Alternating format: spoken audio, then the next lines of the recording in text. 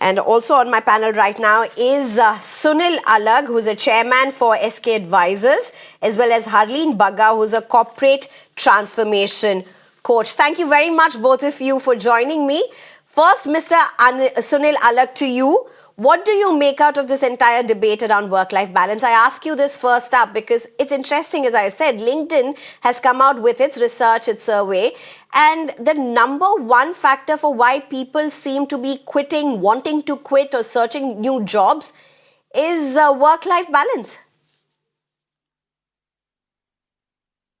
You know, as far as I'm concerned, look, I mean, a lot of people are in jobs, and today the number of jobs and the people who appear in jobs or want to look for jobs is far less. Okay, so those who are in jobs will do anything to retain it. So it all depends upon the person, the boss or the MD of the company, what kind of culture he wants to set up.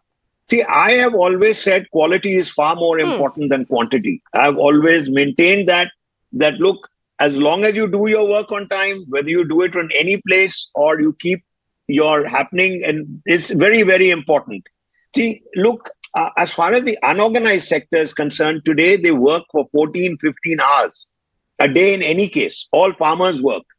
All farmers till the land, and all wives help, and all children help.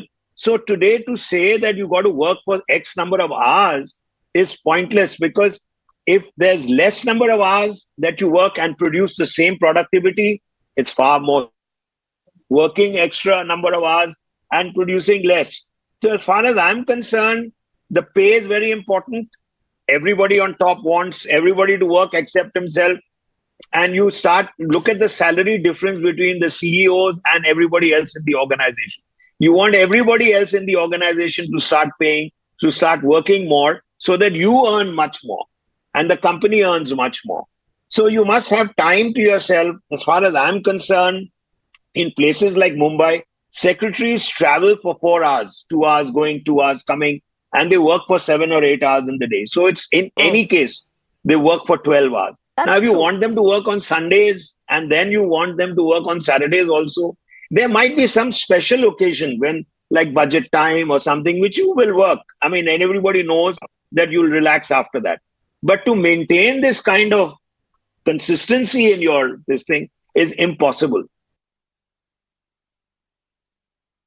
Okay, Ms. Harleen Bagga, if I can come to you at this point, what do you make out of it? What's your take on this entire work-life balance? Because you have veterans, literally, if that's what we can call them, because they are stalwarts, they are veterans.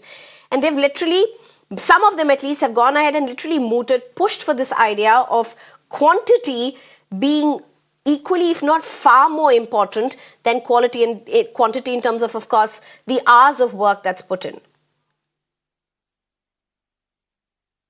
My take on work-life balance being imperative, I think it is important and it is imperative. I think it's a difficult situation, honestly, for both the employee and the employer. I think we as a country are yet to figure out that key balance. Okay, but in a quantity versus quality debate, which side are you and what do you think is more important and how does it work out on the ground?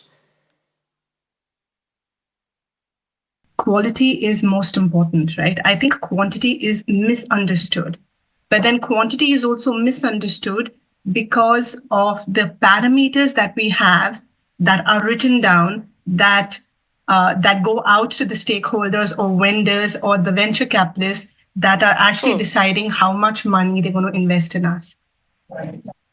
Everything is interrelated. If the parameters are quantity, then the company has to show quantity, right? So somewhere it is the design which is faulty, isn't it?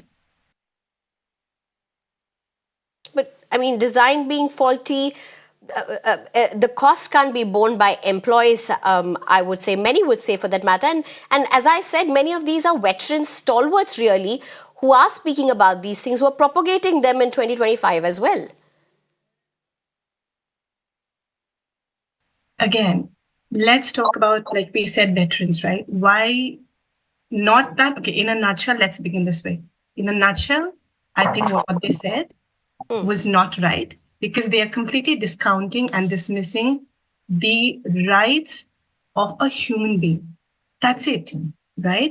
Every human being has their own rights to mental wellness and emotional well-being. So there, it is a very constricted and a very myopic view. But that said, let's step back a little and understand why is it that these veterans are making the claim that they are. Just like I said previously to the previous question, it is for the sake of profitability and sustainability. If the design of the company is such that, hey, the markers on which I am judged are the number of hours, are the number of products being manufactured, is the turnaround time of a project, is the fact that I'm able to create magic every time on every single project, no matter what, then those parameters itself are faulty. But if those are the parameters, without profitability, there is no company, there is no employee, there is no salary.